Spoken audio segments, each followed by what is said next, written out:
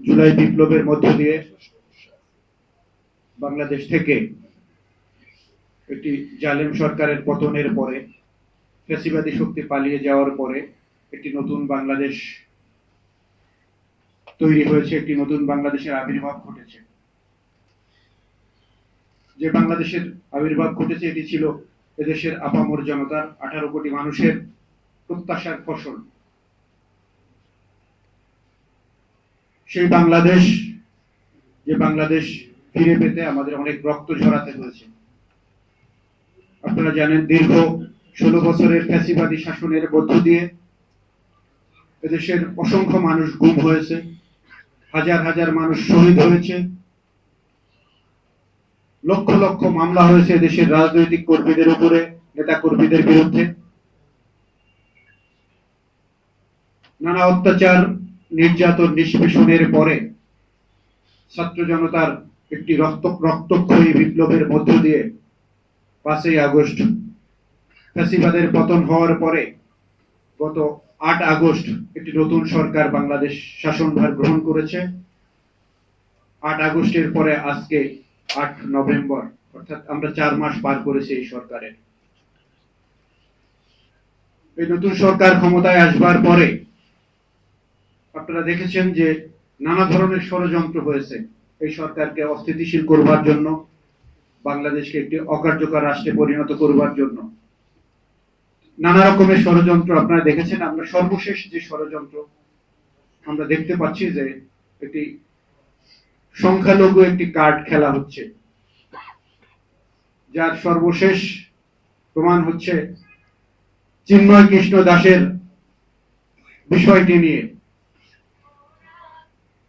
আপনারা দেখেছেন যে তাকে গ্রেপ্তারের পরে যে একটি অস্থিতিশীল পরিস্থিতি সৃষ্টি করা চেষ্টা করা হয়েছিল,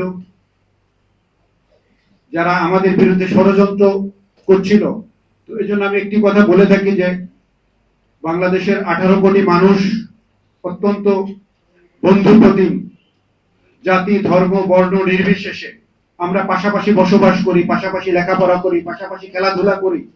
একসাথে আমরা দেখি না কে হিন্দু, কে বুদ্ধ, কে খ্রিস্টান। তো সেই জাতির মধ্যে বিভেদের বীজ বুনে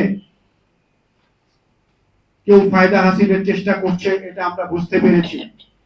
যে আমাদের প্রতিবেশী যে বড় একটি রাষ্ট্র রয়েছে, তাদের ভুল রাজনীতির কারণে, আমি যে কথাটি বলি যে ভারতের ভুল রাজনীতি করবার কারণে এদেশের 18 কোটি জনগণ ভারতকে শত্রু মনে করে।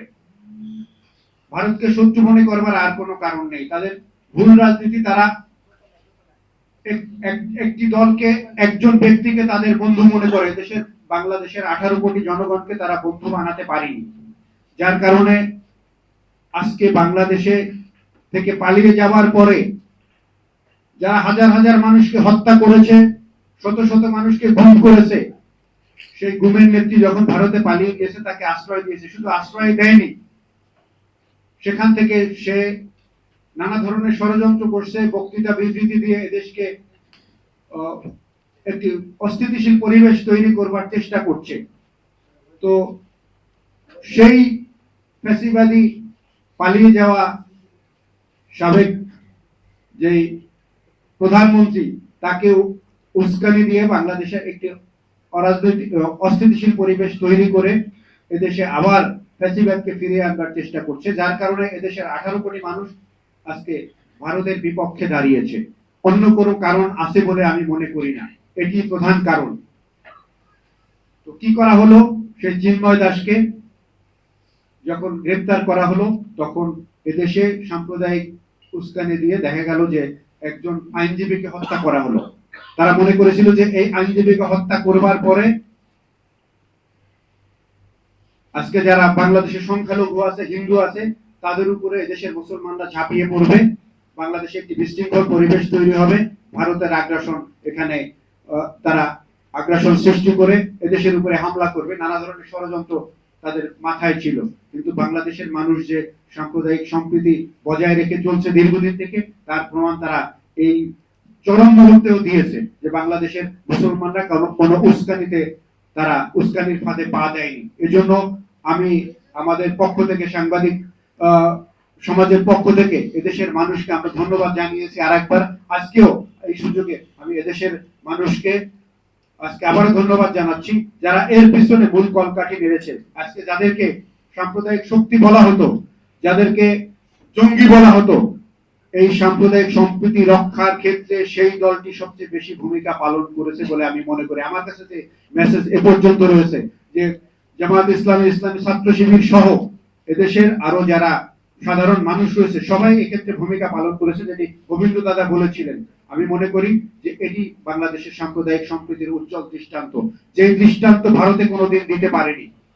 আজকে আমরা আগের বক্তার কাছে শুনেছি যে ভারতে বছরের পর বছর হিন্দু মুসলমানদেরকে নির্যাতন করা হচ্ছে, মসজিদ ভেঙে দেওয়া হচ্ছে, মসজিদের উপরে মন্দির নির্মাণ করা হচ্ছে। বাংলাদেশে এরকম একটি ঘটনাও নাই। প্রিয় উপস্থিতি, তো আমি বলতে চাই যে যত ধরনের ষড়যন্ত্র হোক না কেন, বাংলাদেশের মানুষের মধ্যে একটি জাতীয় ঐক্য তৈরি হয়েছে। এই জাতীয় ঐক্য যদি ধরে রাখা যায়, কোনো ষড়যন্ত্র কাজে আসবে না।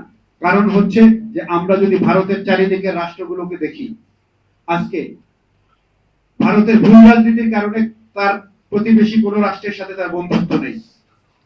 আমরা জোর করে বন্ধুত্ব করবার চেষ্টা করেছি অনেক, সেই বন্ধুত্বকে তারা ভালোভাবে নেয়নি, এখনো নিচ্ছে না। এটি যদি না নেয় তাহলে এই ক্ষতি তাদের জন্যই বহন করতে হবে, এই দায় তাদেরকেই নিতে হবে।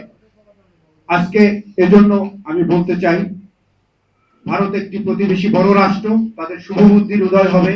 বাংলাদেশের মানুষের এই সাম্প্রদায়িক সম্প্রীতির দিকে তারা দৃষ্টি দিয়ে যে ধরনের ষড়যন্ত্র তারা লিপ্ত রয়েছে, সেই ষড়যন্ত্র থেকে তারা মুক্ত থাকবেন। বাংলাদেশকে তাদের মতো করে চলতে দিতে হবে। বাংলাদেশের আভ্যন্তরীণ যে নীতি আছে সেই নীতি অনুযায়ী বাংলাদেশকে চলতে দিতে হবে। এখানে হস্তক্ষেপ করবার যে তাদের একটি উদ্দেশ্য আছে, সেখান থেকে তারা ফিরে আসবে এই প্রত্যাশা রাখছি।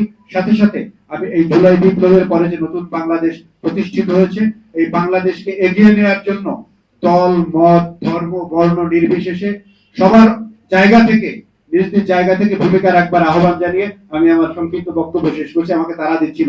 আসসালামু আলাইকুম ওয়া রাহমাতুল্লাহ।